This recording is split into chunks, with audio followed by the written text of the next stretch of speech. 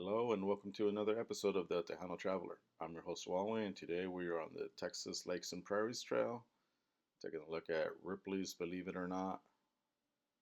Now I've been to the one in San Antonio, and this one is in Grand Prairie, Texas. And outside they have the second world's largest ball of barbed wire. So when you get to the museum, it's separated into several sections. They have the Ripley's Believe It or Not section where you get to find out all about the man, the myth, the legend, Mr. Ripley, and his collection of weird artifacts and weird peoples, like this lobster and the tattooed man who's now a lizard man, and the world's tallest man ever. This guy was huge. Look at his feet. I could never fill those shoes. And the animatronic is creepy. And they have other things like the Zotar and some busts and some weird artifacts that you can check out. They have an obsession with headhunters. I guess that was as weird as you can get back then. And then they have some different little things that you can see and do while you're there. I myself love this dancing thing. It makes you feel creative. And then they have the Wax Museum, and they have Selena, but doesn't she look like Rachel Berry from Glee instead? Hmm. But the Beyonce one looked pretty cool. It looked pretty much like her. And the Taylor Swift one was a giant. I'm not sure she's that tall. And then they have a Hall of Presidents.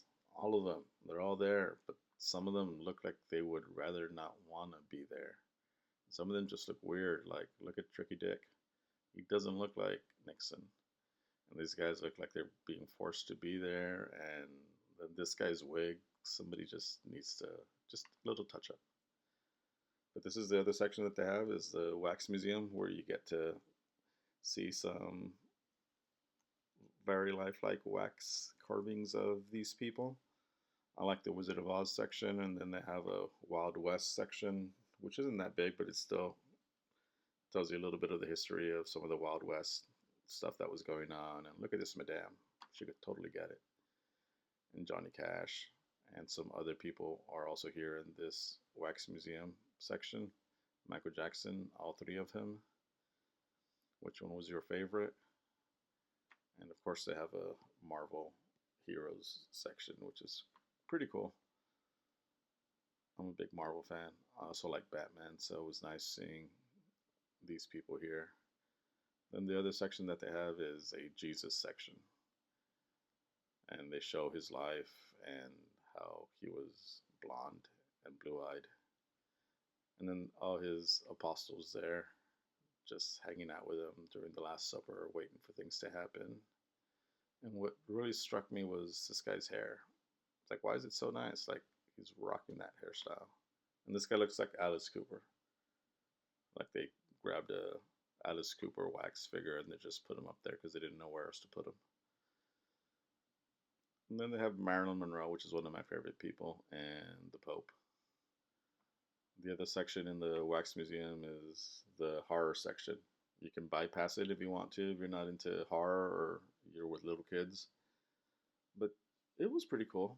I like looking at some of the classic horror stuff like Dracula and Frankenstein and The Creature from the Black Lagoon.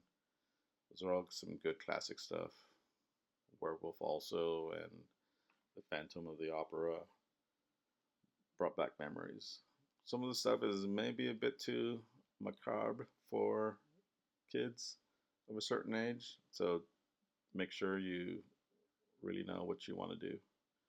Then the other section is the mirror maze, which I always find fascinating. I love the mirror maze. I love getting lost in it. I love hearing the tonk tonk of people running into the walls because they're overconfident and they want to show off. So just walk with your hand right in front of you and you won't run into anything. And then I like the middle celestial room. That's what I'm calling it. The celestial room, because it just reminds me of heaven. That's what it would look like, a big old rainbow. It was pretty cool. This was new and different. I don't think it was there last time, so I'm glad they put the rainbow room there. But moral of the story, is that I could not get out, and so I decided to walk back to the entrance because I had given up, and that's how I found the exit. So, moral of the story: give up, and you will succeed. And then they have these cool little chrome dinosaurs outside. Just weird stuff. I love weird stuff. So Texas has a lot of weird stuff. But that's the Ripley's Believe It or Not. Make sure to like and subscribe. Leave a comment. Thanks for watching. Bye bye.